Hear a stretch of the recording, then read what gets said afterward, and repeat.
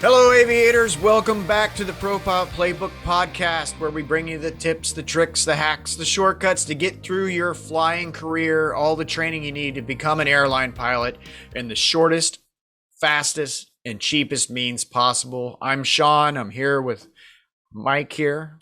Hi. I was waiting for you to say Mike, but I just Oh, we're not podcasters, folks. We're professional pilots and bringing you all the inside tips to get through everything. And every week we're trying to answer your questions and bring you all the insight we can give you. And that's what we're doing this week with a question we got from a listener/viewer.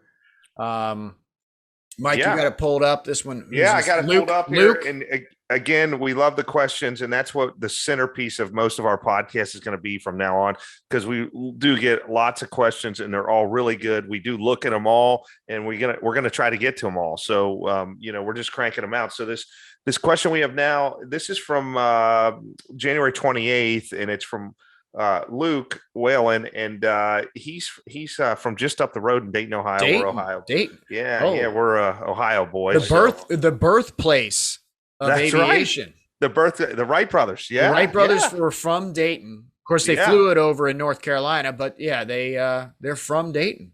Yeah, a lot of cool stuff up there with aviation. We've got Carillon Park and where the Wright Flyers at, and the Dayton Air Force Museum. If any of our viewers have not been there, right, Pat? Oh, it's spectacular. It's just as interesting as going to the Smithsonian. I mean, they've got stuff in there that probably should be in the Smithsonian, to tell you the truth. Yeah. It's an awesome place. It's crazy walking through there. Like every other airplane, they have a little plaque on all the planes in there, first flight, and they have, what its mission was, the description of where it was built. But down to bottom, it has first flight, and then it has the name of the test pilot that flew it. And like every other airplane in there, the test pilot was Jaeger. Maybe not every other one, but a lot of them. It's amazing. And then the cool thing for me and Sean, I'm sure, is one of our first jets was a Lear 35, and they have the Air Force version there of the Lear 35. So when you're taking your kids through, you can say, "Oh, look, I've flown that." Yeah, I've flown that thing. Yeah. Yep. Oh man, that's cool. Also, another one of those hanging in the Denver airport out there. Oh yeah, in the ceiling there of the terminal. Yep. It's a great experience. I've been both to the Smithsonian and Dayton. The presidential hangar too at Dayton is incredible. It's got a lot of the old Air Force Ones in there. The old 707 that Lyndon Johnson was sworn in Dallas when Kennedy was shot is there, and you can go through. I mean, it's amazing. It's worth the trip for sure. I got to say, my favorite airplane out there, if I had to pick one just on the spot, it would be the XB-70 Valkyrie out there. They only built 3 of them, or is it 3 of them or 2 of them? And that's the only one left. And it was that supersonic bomber. It's incredible. It looks like the B1 kind of, right? A little bit. It's got a little more wing on it than the B1 has. The swept wing, which is what I was, I worked with in the Air Force. But this is the Valkyrie's got a little different look, but man, it's just such a big machine. And impressive. Mine is the I'm fascinated with the SR-71. It's my favorite plane. Yep, they got one of those. My sons, I probably shouldn't say this on the internet, but I went there with my sons for the first time when they were like 5, and I literally could not help myself. I had to touch it. It was behind a thing, and I had to touch it. And they got so mad at me. They're like, "What are you doing? This is a museum. We're gonna get thrown out of here." Yeah, so the FBI is probably putting you on a list as we speak. Yeah, that's right. So this is Luke, and Luke says, "Hey there, Luke, from up the road, Dayton, Ohio. I'm 27, a commercial plumber, considering getting my commercial pilot certificate. My wife is currently in nursing school, and she will be done in July. I am currently the breadwinner of the household. I know there's 2 ways to go about flight school: the slower route and the much faster route. My eventual goal would be to become a corporate pilot. I'm curious as to how some people work full time and still get their certificate. I'm also unsure of how the financial part works out, and as I am not picking money from a tree. Yeah, I get that, man. Aren't we all? I find your videos very helpful. Thank you. So yeah, that's a great question, really. Yeah, yes, it is. And well, it's a great question because it's something that everybody Right. is probably going through, unless they're a young individual who have some parents that are going to bankroll this whole thing. You don't go into this having any illusions that it's cheap to become a pilot, because it's not. But it's so worth it. Yeah, I mean, you got to figure it out.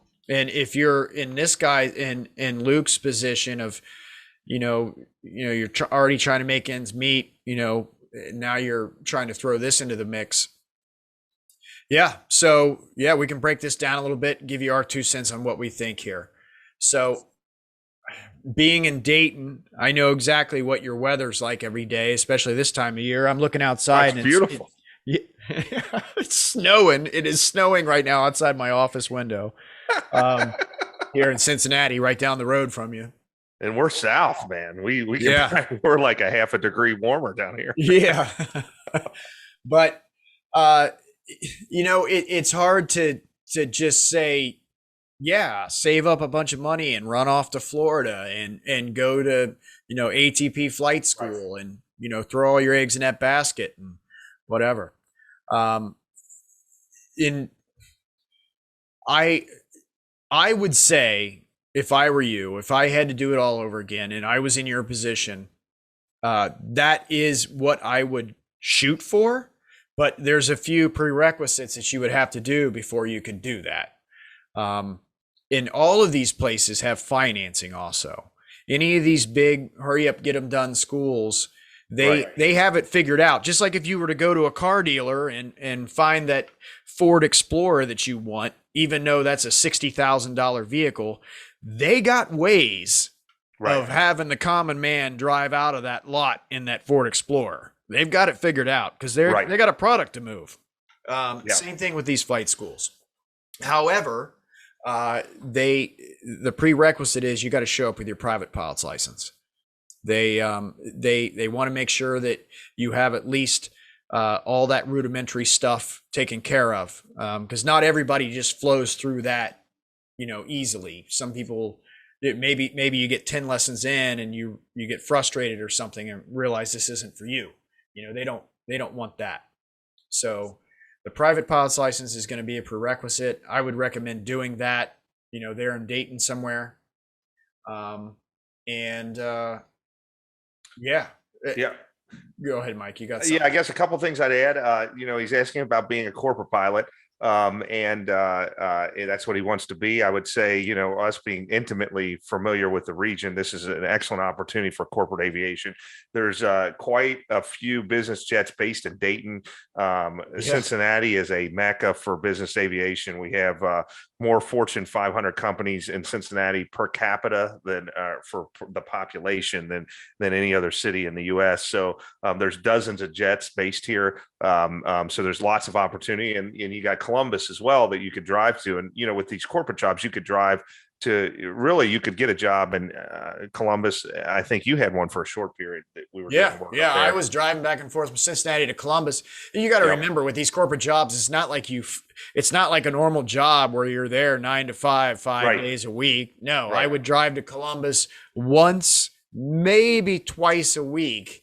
And sometimes, and then there would be 2 weeks where I wouldn't even drive up there. It's just whenever the boss wants to go somewhere, or maybe you drive to Columbus one time this week and you don't go up there again the rest of the month. It's all over the place.